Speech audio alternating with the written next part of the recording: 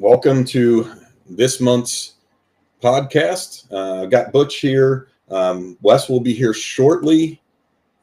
He's having a little video issue, so he'll be back in a little bit. So, I think we can go ahead and get started, though. I know last time that we had one of these, we kind of gave our background stories and things like that. So I don't want to go fully back into that, but I would like to see, what we talk about. We're different, and so before we get to why is it that we're different, kind of want to go back to the reasonings. What made us want to be different? What experiences did we have in our past roles that kind of made us feel like, hey, that this isn't the way this should work, or a lot of it is, we didn't get treated the way we felt we should have been treated as customers, and why would we want to treat people that way, and those kind of things. So I don't know, Butch, if you want to start and just talk a little bit about things you experienced, and then I'll talk a little bit about my perspective from a couple of different roles. Yeah, I can do that. I'd like to lead off with everyone thinks a CEO role is glamorous and flying around in jets all the time. You know the two bolts on the door, like when you open the second door that bring in the Christmas tree? Yeah, that broke at the front door of the office. So I just had to go fix that prior to our podcast. So it truly is a glamorous lifestyle I'm leading. Um, but to your point, I I can I can kind of summarize, and I'll toot my own horn, but I was the primary negotiator for where I used to work in the independent distribution world. And so a big deal would come down, and I would be the one tasked with negotiating pricing with various distributors. And I had a really had an insightful moment where a person that I was friends with, and we're trying to I was trying to improve our price. We'd already sold something, so I was just trying to improve the price. And it was a $1 basically flash memory part, and they were charging 39 bucks, and we were buying like at least 10,000. And my friend would not budge, and I was like, "Come on, man, we're friends." And he's just like, "This is the price the market will bear," and he was right. And we ultimately placed the order, 39 bucks. But the part that bugged me is just maximizing profit, not even considering the detriment to your customer. You're obviously, if it's something that they're used to paying a dollar for, now they're paying $39. That's not good for them. I mean, and especially if they're selling 10,000 of these things. What if their product ultimately costs $30? They're going to lose, but it's contractual, so they're going to lose $9, $90,000 for all that work for nothing. So it just, I felt like there's got to be a better way to do this that's more um, partnerish, for lack of a better word. We want to do this for long term. Our the health of you as a buyer, you as a company, is just as important as our health. The healthier you are, the healthier we are. So I just wanted to get away from the predatory behavior. I didn't want to just sit there and wait and just kind of take little orders, and then once we could pounce, we pounce. Because it's also a sour taste. Like, you don't want to have a buyer who's just kind of feels used and angry. And I wouldn't begrudge a buyer for feeling that way. So, the point is, we get where you're coming from. We understand the stress you're under. And no, we're gonna bend over backwards to try to be as fair as possible, and do that negotiating, do stuff for you to help you get as reasonable a price as possible. We're not magic. If the price is $300 in the marketplace, and it's a $50 part, it is what it is, and we'll tell you. But over time, we will demonstrate that we are genuinely looking out for you. So that was kind of the impetus. It killed me to see long-term customers just go away because they were furious. It's short-sighted, and I figured there's got to be a better way to do this. Yeah, yeah. Welcome aboard, Wes. Hey, Wes. Thank you. It's great to be here. It's great to be here. I've Yeah. heard that story before, so I didn't feel compelled to interject. Yeah, yeah, no, and coming from our, back when I was kind of a buyer, you know, obsolescence management actually, it's probably almost worse than being a buyer because, I had my own budget, but I couldn't really use it. So, it was carved out for me to solve the problems, but I couldn't just go, I didn't have a credit card. I didn't have, a way to just go purchase parts when I needed them. I still had to go through procurement and through the buyers and get it approved. And, to even be able to use my own budget that was allocated to me to do these things, I still had to get other approval, so the time it took to do those things is a lot. And when I see a lot of these places where you can go and look for parts, the two big issues that I used to run into is one, e-commerce for parts was early then, but there were still places you'd go through all the trouble of getting it approved. You'd go to procurement, and they would go to the website, put it in their shopping cart, try to buy it. And by the time all that happened, they would find out that the parts weren't there anymore, or may have never existed. But Yeah. you don't know because it took too long, right? Because of those cycles. And then the other thing is, going and looking for parts. And again, obsolescence management. So it's hard to find parts, and it's parts that, maybe there's the last time buy already happening or coming up or something like that. So you're out looking for parts, and you do a search on, most of the parts websites that, aggregate data from everywhere else.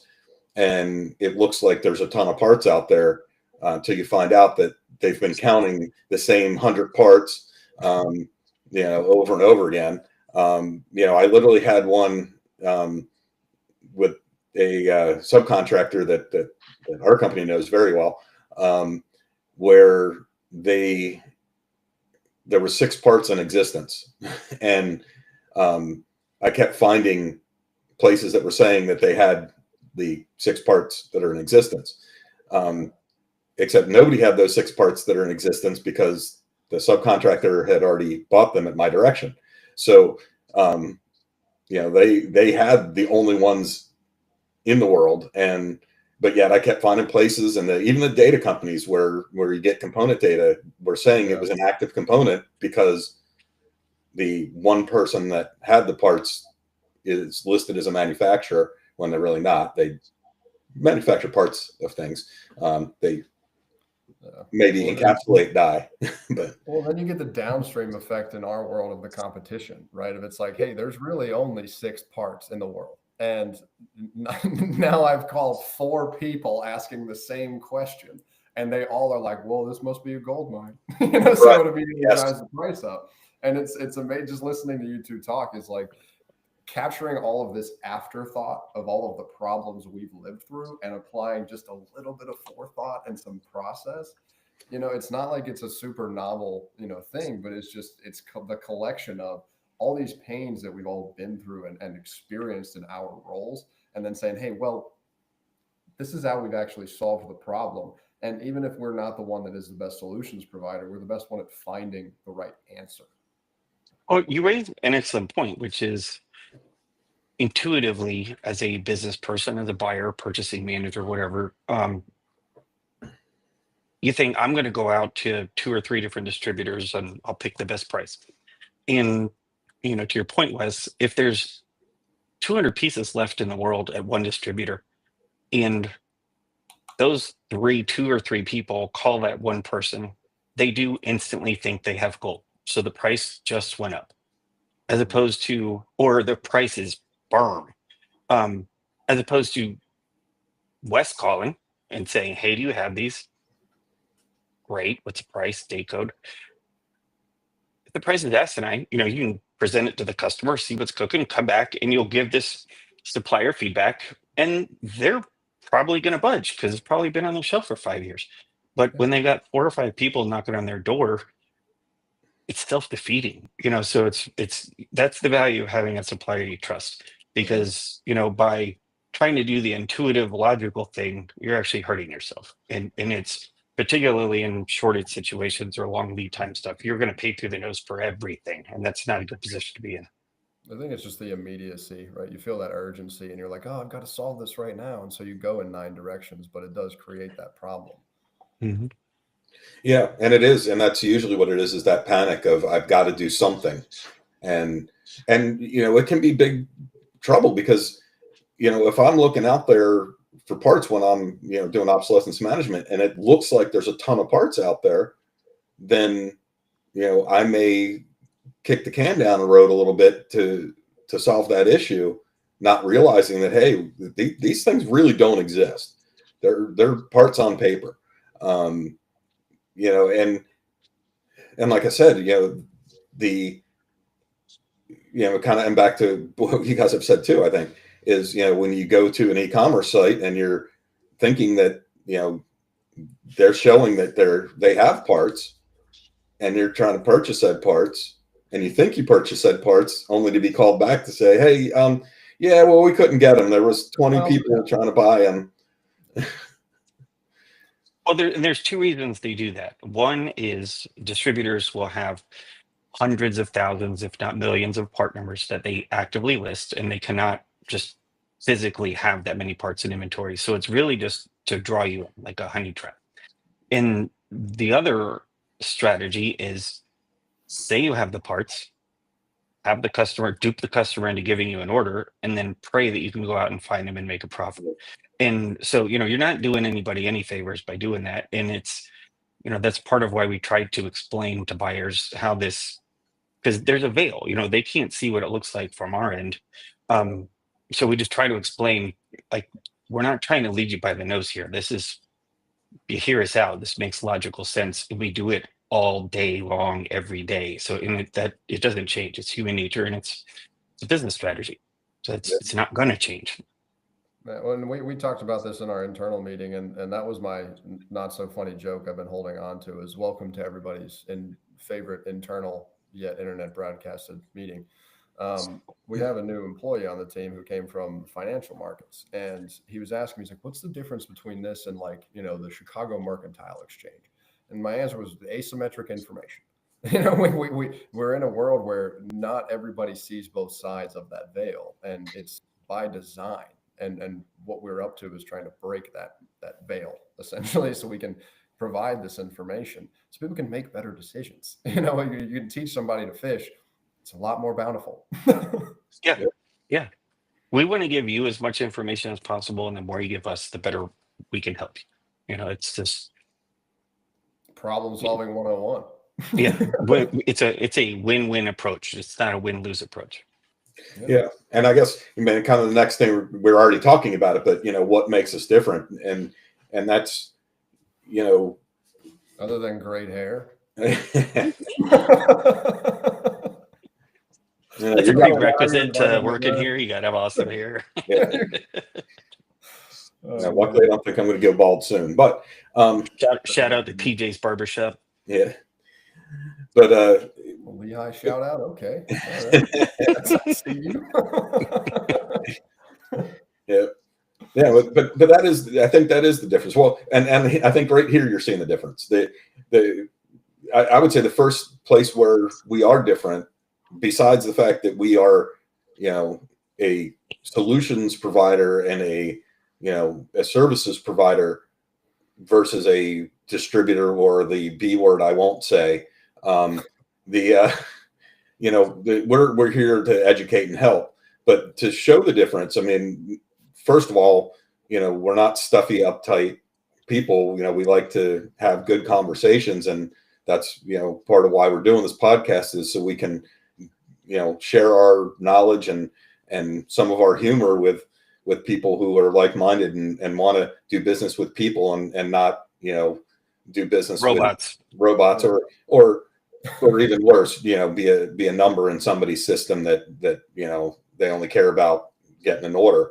And probably the first thing that hopefully people notice is we're doing this as a podcast. This isn't a webinar. We're not collecting people's emails and everything to get you on a marketing list to hound you, all day to buy parts from us. We simply want to, engage and interact with people, and that's why we're doing this, and that's why we're going to be having the same kind of discussions with our partners on supplier side and other partnerships we have is because we all care about the industry and these things and want to help educate. It's not the bottom line of, oh, well, we're going to do this thing so that we can collect somebody's email. Yeah, that's beautifully put. Yeah, the alchemy is the process. Yeah. You're not trying to make philosopher's stones over there, are you? No need to. Just drop one on you. Is that a Harry Potter movie? No, that would be Sorcerer's Stone. The Sorcerer's Stone. Come on, guys, you're killing me. Sorcerer's Stone is a Harry Potter movie. The Philosopher's Stone is a lot different. That's Wes's movie. That's the movie I'm currently starring in. Didn't you know you were part of it? Now I know. What you don't want to do is look up how to make the Philosopher's Stone. That is okay. And if you do not call us because you didn't hear that here. Right. You do raise a good point though, Vern, because I think buyers are necessarily guarded because, I mean, we say this a whole lot, but it's still undeniably true. You're the least expensive part on your board. If it's not there, manufacturing doesn't happen. That's a lot of stress on one person. And so they're guarded. And so being able to kind of say, this is what it looks like from our end. We're not trying to, take advantage of you. We just want to explain how it works. And if you understand how it works, you'll have a better kind of you'll be emotionally confident to kind of deal with us. I mean, and it's at will. If you don't want to deal with us, that's fine. If you do, wonderful. We want to help. But the trick is it doesn't have to be guarded. You don't have to be so worried. I mean, one of our other credos is because we're not perfect. And if something goes south, parts were bad or parts got lost, we tell you immediately. We're not sitting there waiting a week to try to pray for a miracle. You got to share bad news quickly.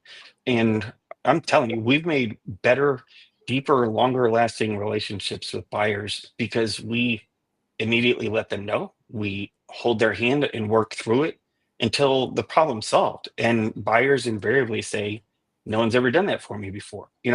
Thank you so much. And that's just how we do it. And we're not doing we're not like wearing a Superman cape. It's just part of our kind of procedure. But it's nice to have your kind of standard operating procedure be seen as something exceptional. Yeah. Well, and we do that. I mean, it's like we kind of absorb that risk, right? And there's a big difference between Blue Water gets some counterfeit material on their dock, and a client now has 3 pieces on their circuit board which are counterfeit, and then they have to rip them back off, restart the process. That's a huge difference, and just that willingness to communicate up front earns that respect and creates that trust. Yeah, true. And what's fun is, in looking at the numbers, we haven't seen a counterfeit part in over 3 years. Yeah. And they're getting tested. I mean, it's top to bottom, but you have a really good worldwide supplier base. Yeah. I mean, it's trust but verify. Your mom tells you she loves you, like get a second opinion or whatever that saying is. We love our vendors, but we're still going to double check the quality of the inventory. Well, it takes a while. It's nice. Years for getting that. Yeah, it takes a long time to fine tune who's good and who isn't. Yeah. Yeah. You're right, Wes. I always say that's one of the best differentiators for Blue Water is, we act like a startup because we move very fast, but we've got this long track record and established relationships that give us more leverage and a lot more visibility into what's going on out in the world, which then we're able to share with people who it's meaningful to, because it influences not just their decision today, but next week and on Tuesday morning's planning meeting. So, amen. Yeah, absolutely. Yeah, and part of how we're different again. I mean, it's hopefully people can see it, but we care. we we consider everybody that we deal with partners, and on the customer, on both sides, right? If our customer partners are successful, we're going to be successful. Yeah. And that's also going to help us to make our suppliers successful. So, it's all about, rising everybody up, but rising the tide, Okay. I am a little taken back though. You said, we're not real stuffy, and maybe nobody remembers. I wore a hoodie on the last podcast. I actually put this collar on to stuff it up a little bit. But it's not. And I stated that I wear a jacket when I mow the lawn. So yeah. But to go back to the boring stuff, that's another important component. I'm glad you said that, Vern, which is when Blue Water Components calls a vendor, emails a vendor, they pick up the phone or they reply.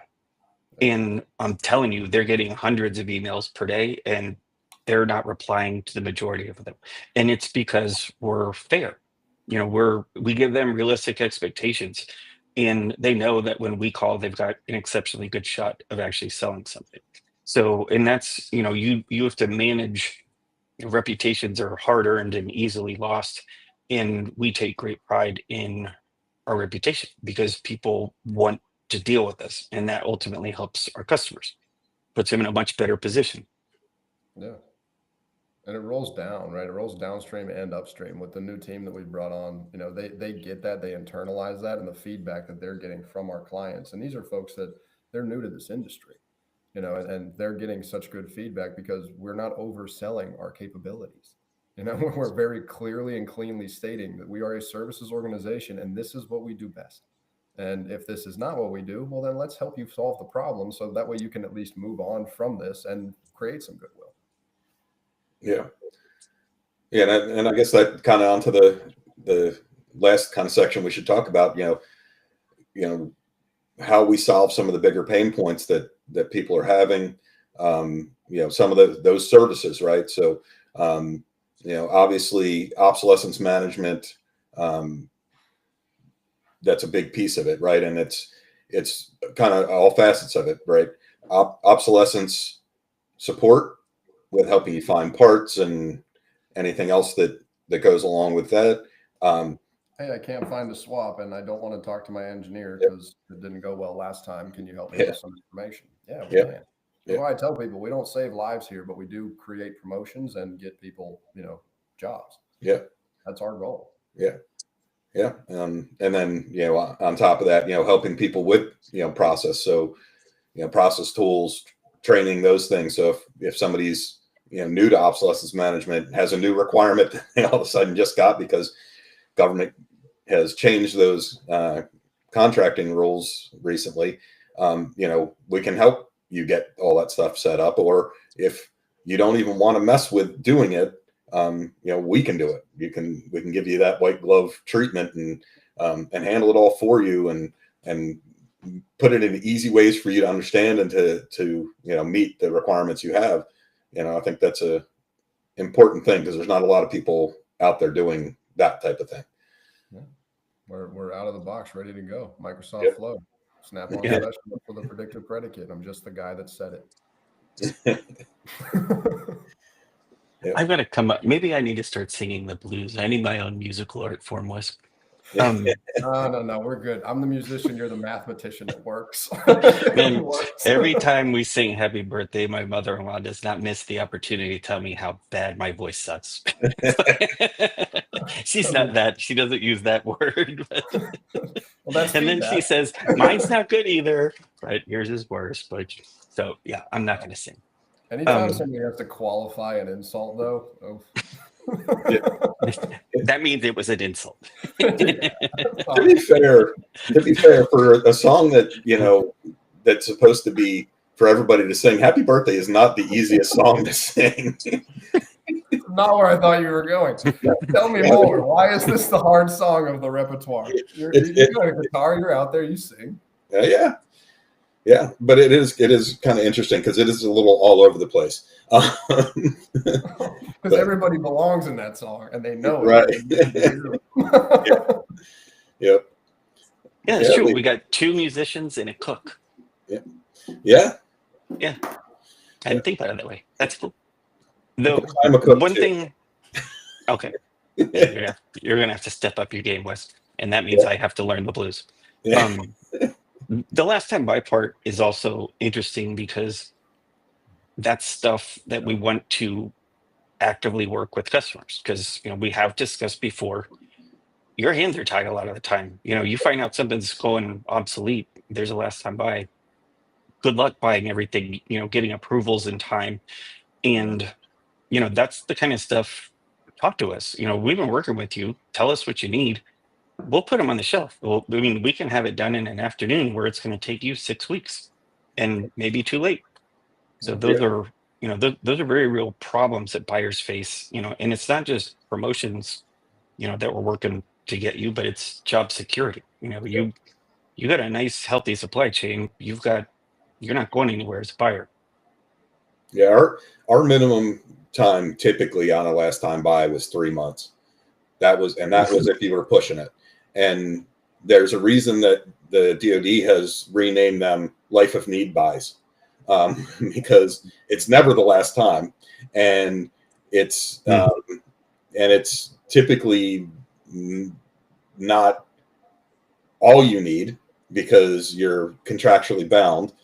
So if I was doing a last time buy, I was only allowed to buy for my current contract, and the only way I could buy more is if there was a min buy. So I could buy the minimum, and that was it. Yeah. And so it made it a lot harder. Just like the guardrails that you have to work within, it just make my skin crawl, because I don't love rules. But it is something that we've been able to do is let me say it this way. It's fascinating when I'm talking to our buyers and, hey, can we help you with hard to find? Can we do this? No. Okay, well, how do you manage your excess inventory? Oh, you guys can help us out with that. Or like, wait a second. So what last time buy opportunities are you up against that you don't have approval for? You can play the bank for us and give us those, payment terms. Yeah, we can do those things because we're a service company. It's just one of the things that I know we don't like that term, playing the bank, and I don't like to do it, but it helps a lot of people because they don't have the opportunity to pull in that material, or they do that minimum buy and it's obnoxiously over their quantity. We have the ability to then work with the rest of our clients and the rest of the world and say, who else needs this? Oh, and I think that also brings up one of the primary differentiators for us is we've got a buyer as a founder. I mean, we literally know what it looks like from your side of the desk. Yeah. And, we're building out services and tools to help you. We're not just guessing. We know precisely what the problems are. And, we're actively solving them. We're not just like doing darts to try to solve problems. We know we're very targeted. Yeah. And I think, when we talk about the, doing those buys, like that, one of the things we were talking about in our pre-meeting, which I think is important, is when somebody comes to us and wants to do a lifetime buy and wants our help with it, we're going to look at it to see if it's worth us, as Wes said, because we are being the bank. Is it worth us taking the risk of purchasing those to sell back to you over time, or to hold until you get your funding through? And as part of that, we're going to look and say, okay, is this a good last time buy or not? And there may be times where we say, why are you buying this? Why are you buying a off the shelf capacitor that there's 500 alternates for? So no, I will not do the last time buy free on that one, unless we're the supplier for the last time buy. But what I will do is tell you that here's the other parts, and if you want to pick a different one, we'll stock that one for you because we know you need it. But I think it's important, being honest enough to say, hey, why why are you buying this part? Because I've seen it happen. I literally watched, and I'm not going to name names or or anything, but I literally watched a program that was a ancient program that was going away, to be replaced by something else, that was buying parts that had a estimated year to end of life of 3 years or less. Whether there was any indication those parts were going obsolete or not, no last time buys. They had money to spend and were buying parts and putting on the shelves. And some of the stuff they were buying, it's like, why are you buying capacitors? Why? Well, I think that's It's a commodity. It's not. Yeah. It's not a unique thing. It's a commodity. Yeah. Yeah. Well, I think that's just a testament to if we're professional question askers by trade, oftentimes the first answer is it depends. And that is just, I say that because when we have that urgency, we have that, that panic buy mentality that we come up against. It's helpful to have that voice of reason. It's like, hey, why don't we just ask the question why and think through this before we go out and, allocate funds accordingly. Yeah. Oh, and we're all guilty of it because you hear, you get it last time buy and you're like, oh shit, I got to go out and buy these things immediately. And you're just on that path. And we will interject and say, time out. Let's look at this for a second. Is this really worth your panic? Because we've got 4 other directions we can go with this, and just kind of defuse the situation. Like it's just stops, super high cortisol freaking out. A lot of the times it's not the emergency you thought it was. Yes, it's almost rarely ever is, and not only that, but personally, it can ruin your day. Yes, or your weekend. You just you have those challenges and they make you act in a way that is out of character. And that is what leads to those long-term problems that we've alluded to. Yeah, I literally was watching it popped up in my YouTube list of suggested videos, something about psyops, and one of the things the guy was talking about was this whole panic buying, and how it's induced by people telling you that something's going to happen that's not going to happen. And people, instead of using logic to say, is this something that is really going to happen, just go, oh no, I got to go out and buy all the toilet paper that Costco has because somebody else said this might happen. And that's part of, I think, what we're going to try to help you not do. Don't buy 1,000 reels of a capacitor with no place to put it, and you're not going to use it until after those things are have corroded over because you don't have real storage and things like that. Yeah, well, just a different example to say the same thing is if you take a run on a bank. It's like everybody goes to the bank because they got to pull their money out, but by the time you get there, your currency is worth less.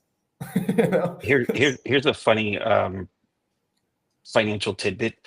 Bidet sales went through the roof when the toilet paper shortage happened, and I had to look up what a bidet was. Felt like a genuine redneck because I was like, how's that work?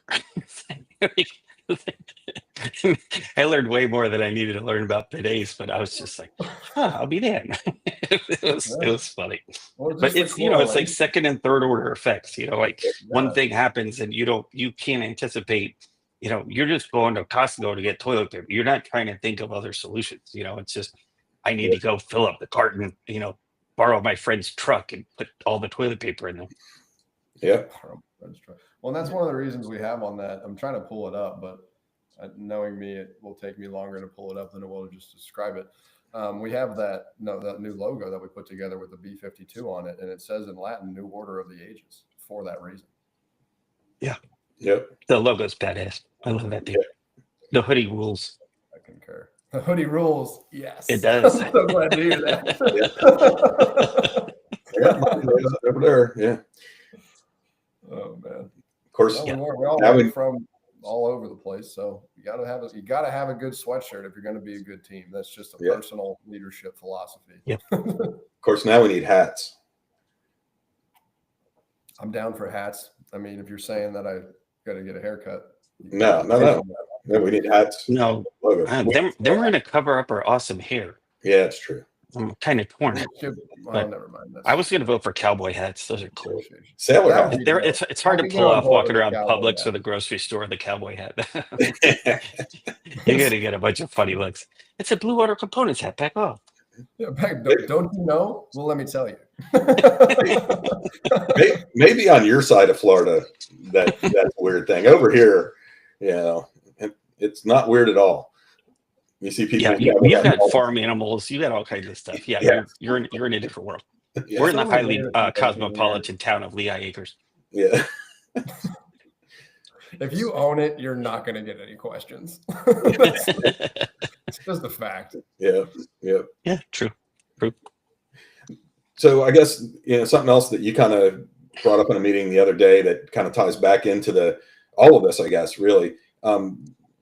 Butch, can you describe a little bit about the our component storage area and the certifications and things like that, just and how we can hold them probably better than most people can in their own facilities?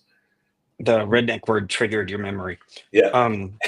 Yeah, it was we were having a discussion with a very high level person in San Francisco, and we were just discussing how we were at the time when we were first ESD certified, there were 300 precisely facilities around the world that were ESD certified.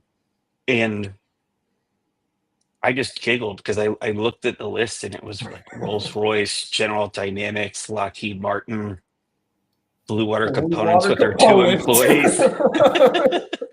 Yeah, buddy. and it was hilarious because when the auditor came, they were like, "Where's the real place?" I'm like, "You're here. You got one inspection desk?" Yes. Okay, this would be a short. And then he was having a problem because he was like, "How am I going to spend 8 hours doing this?" I was like, "I pray to God we don't have to, sir." But yeah, we had everything right, and it was cool because we do want to stay in front of stuff. We do stay in front of stuff. We've got a climate controlled ESD certified. I mean, we get audited twice a year. We have an independent third party auditor and then a formal MQA auditor. Readings, you got to send all that equipment in for calibration. We take it, we may laugh a lot, but we take it very seriously. And and same thing with like AS9120. I mean, getting aerospace certified. No one was asking us to do that. We did that way before anyone asked us to do it. We did it because we wanted. If we can be better, we're gonna be better. So we tend to stay in front of these things because it's going to be better for our customers down the road. So we're going to do it as soon as possible. Okay, and it's different. Again, that's why we're different, because as you said, we take the fun stuff, and have fun with it. But when it comes down to quality, and when it comes down to doing the right thing, and being a good partner, we're very serious about those things. And you need to be, right. I mean, we're dealing with some of the stuff. We're dealing with people's lives here, right? I mean, a counterfeit part gets onto an airplane, and we don't want to be the ones responsible for that. Even with the shortage stuff, we talk about lines going down and things like that, but we a lot of times forget about the sustainability part, that some of these things that we've got out in the field have been flying or driving or sailing for 50, 60, 70 years, and they're trying to keep them going. And if a part gets into goes obsolete and they can't get those parts, well, now they can't repair everything. And our ability to respond to what's the right way to say it and not get any problems with the streaming places, our ability to respond to an incident where our military is going to have to get involved is highly dependent on our assets and them being ready. And 100%. And if you have seen some of the things that I have seen about the readiness of some of our assets, sometimes it is scary. Yeah. And it's absolutely true. We can literally have assets parked because of one part that we probably have 7 sources for, but they don't know who to reach out to. From their book, it's just obsolete. And yeah, it's not cool, to put it simply. Yeah. Well, there's a reason all 3 of us are the kind of folks that fix our own lawnmowers. Yeah. Just for that reason. It's better. It's more fulfilling, at least in my humble opinion, to fix something and let it keep working if it wasn't broken in the first place. If it's just one part, swap the part. Don't buy a whole new thing. Yeah. And I think that's we're in this macro socio trend of efficiency, and I couldn't be happier. Yeah. Yeah. Agree. Although I do not recommend changing the transmission on a Honda commercial mower, because that's the first thing they build it around. Ooh. And I didn't really read the schematics first, and it literally took me 12 hours. So it was like 9 hours of taking the damn thing apart, and then just 3 hours of putting it back together.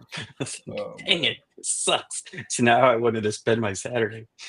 Sounds like the old school tractors. I've got I don't use it as much anymore, but I've got a old late 70s, actually probably more like mid 70s Kubota. And those things, basically all those old tractors were the engine and transmission is the frame. So yeah, you're literally, sitting on the transmission when that's where the seat is, and they bolt fenders and stuff to it, but it's all one big long, just assembly. So yeah, if you have to do any work, you're basically taking almost the entire thing apart to do anything, internal to it. There goes your weekend. Yeah. Exactly. Yeah.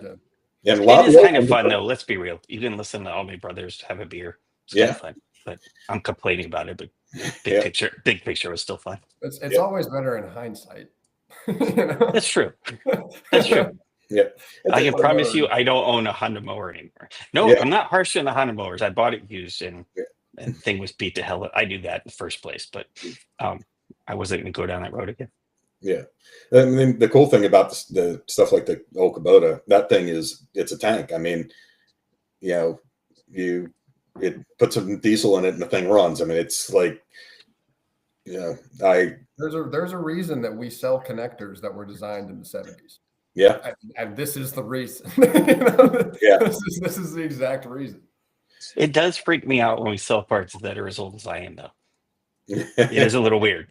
Yeah. It is crazy. We're selling parts from the Carter administration. This is nuts. Yeah. Well, imagine how fun it is for me when I'm on the phone with folks. They're like, "Oh, you whippersnapper, you weren't even around." I'm like, "You're right. This product is 3 times my existence, and I can't wait to track it down." Yeah, and you do. That's the fun part. Well, and sometimes the technology, and it's crazy to think about in the world we live in today, but sometimes the technology just simply works. So why mess with it? The Wes, you probably have, it's way before your time, but you whippersnapper. But Butch, I assume you probably remember the movie Firefox with Clint Eastwood. Absolutely. That ruled. Very good movie. Nothing. So basically, it was it's based on a true story about a a little different in Firefox. Clint Eastwood goes and steals a Russian jet and flies it back. And it's super cool inside. Yes, it's super fast. But the real story was actually a Russian pilot that defected. But we got our hands on that thing, and of course we reverse engineered it. And first thing that happened is the engineers are going in there and looking and like, man, those Russians, they're so antiquated. They're still using vacuum tubes. This is crazy. How are they still doing this? And this jet was this coolest thing, but in their electronics, it's all still vacuum tubes. Now, these were micro vacuum tubes. They're tiny. They were shrunk down from, the big ones that we used to use in, radios and TVs and stuff, and amplifiers for guitars, and, still use some of those today. And then somebody on the team that they were, talking to goes, yeah, you know why they're doing that, right? And he's like, what do you mean?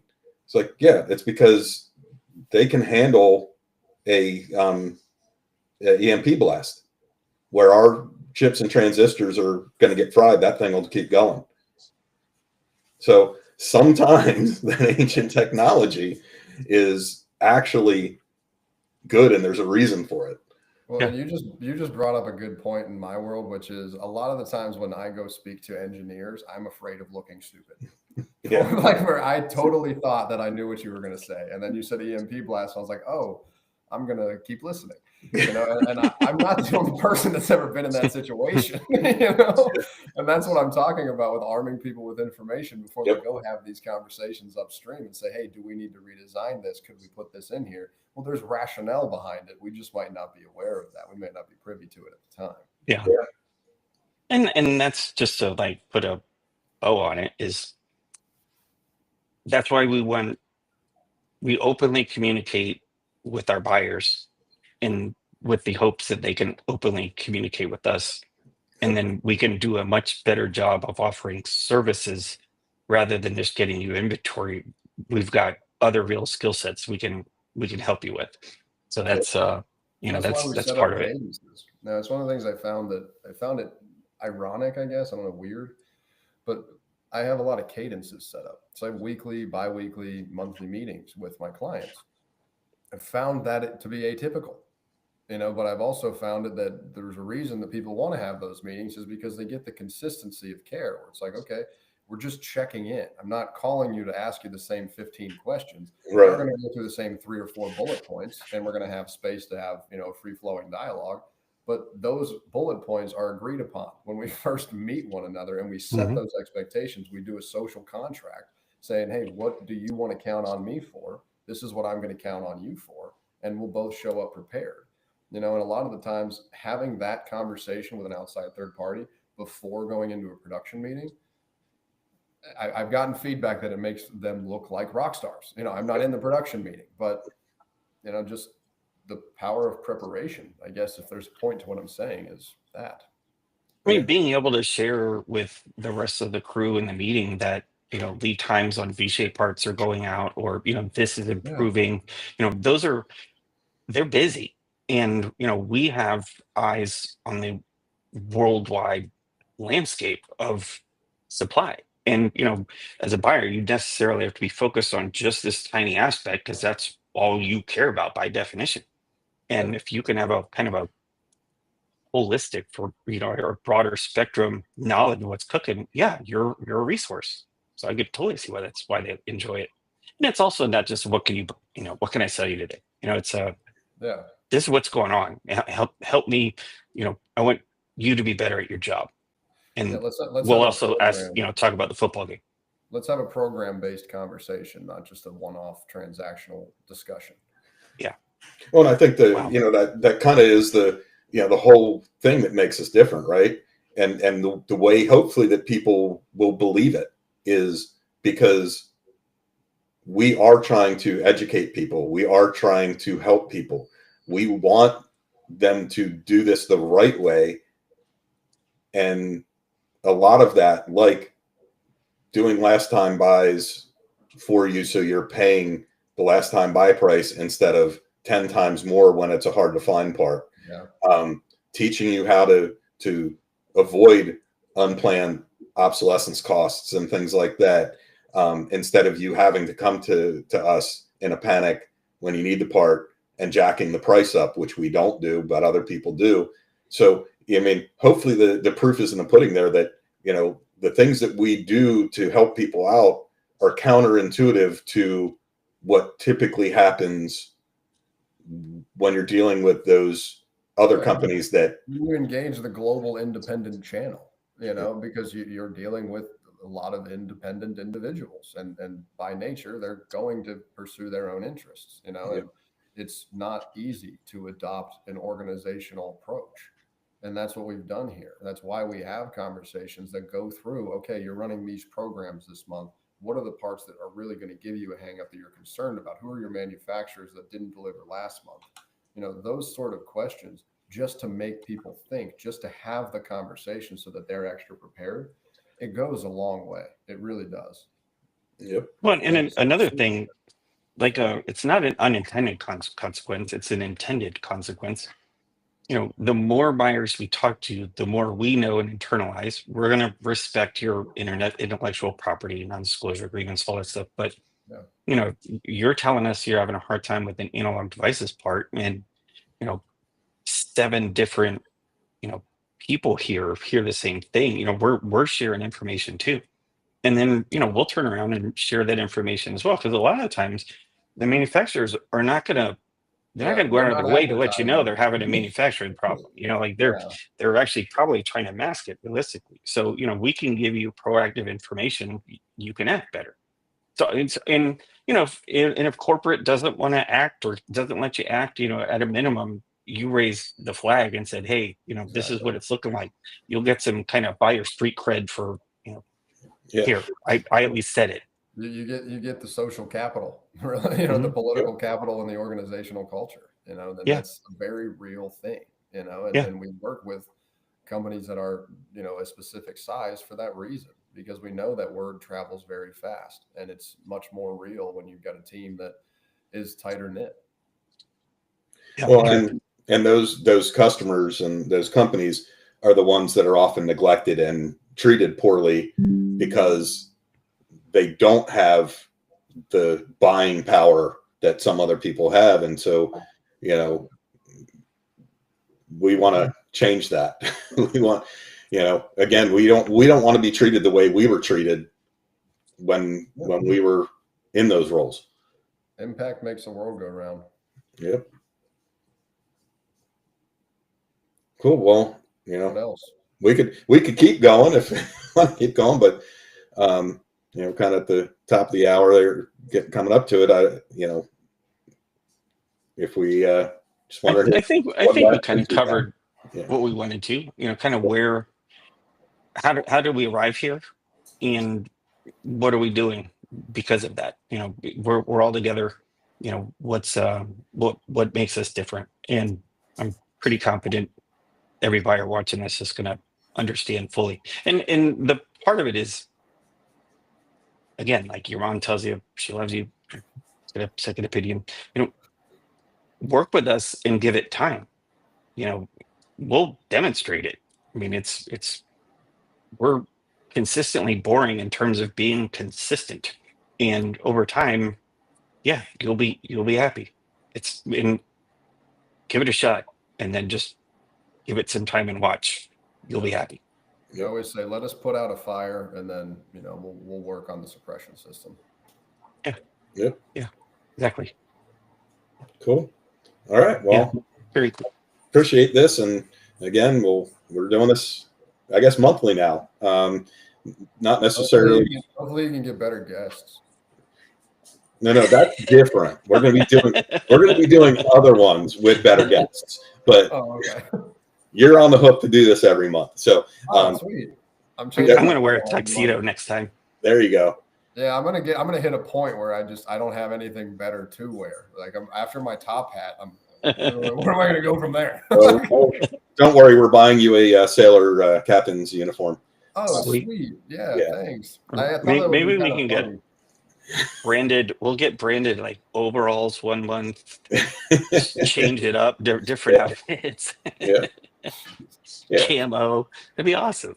Yeah. Yeah, we definitely need a theme song. This needs a theme It's song. got to be nautical.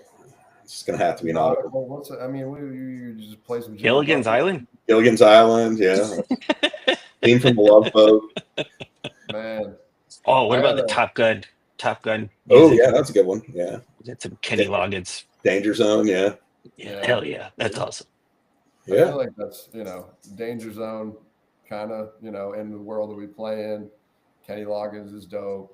Yeah. Top Gun was a great movie. I'm here for that. Yeah. I'm here for that. Amen. If God we bless had more America. viewers, we would take a poll, but other than my mother and 3 other people, I don't know who's watching this. It's funny though. I say that, then I get on the phone, and it's like I've got people like, "Hey, Captain Sprecher." I'm like, "Oh God." And on that note, because we're not necessarily going to do it the same day. It's probably always going to be on a Friday, but we may be different, weeks or whatever, depending on other things going on. People need to follow us on LinkedIn, subscribe to the YouTube channel, join our mailing list. We do have a newsletter that goes out starting this Monday called Monday Mooring, which has some interesting information about what's going on in the marketplace and everything. So, let us know and we'll get you on there. But, subscribe and do all that cool stuff that all these podcasters do.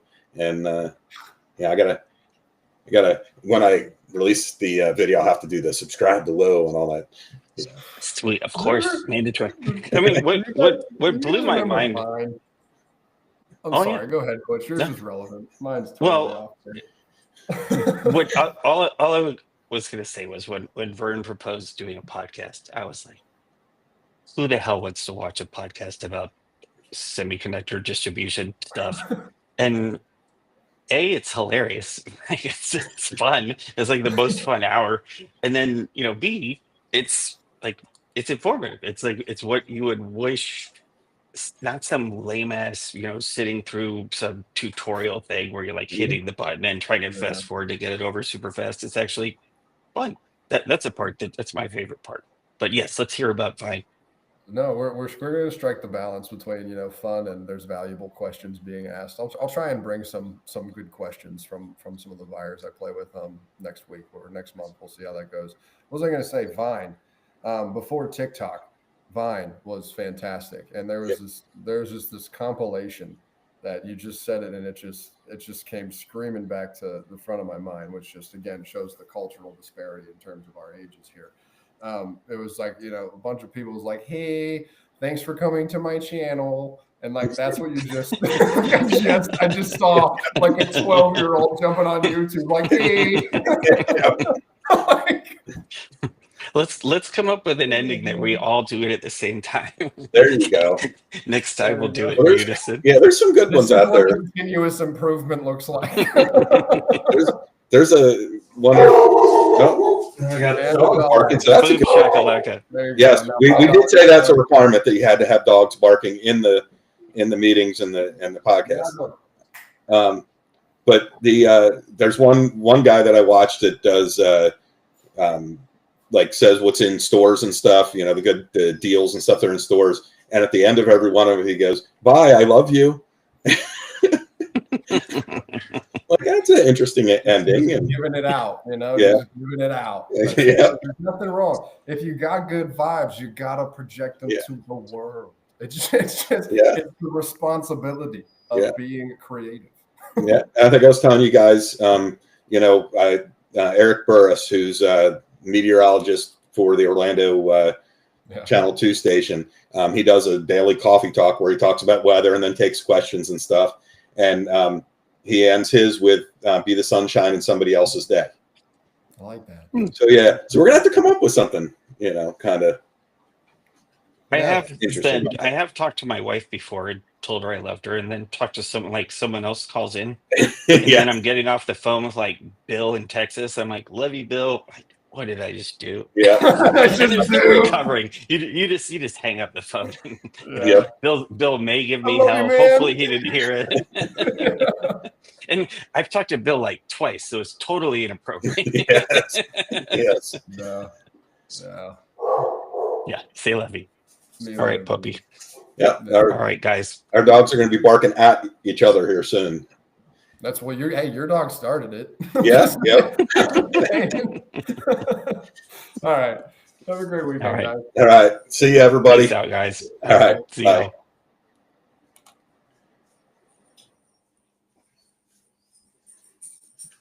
y'all. All right.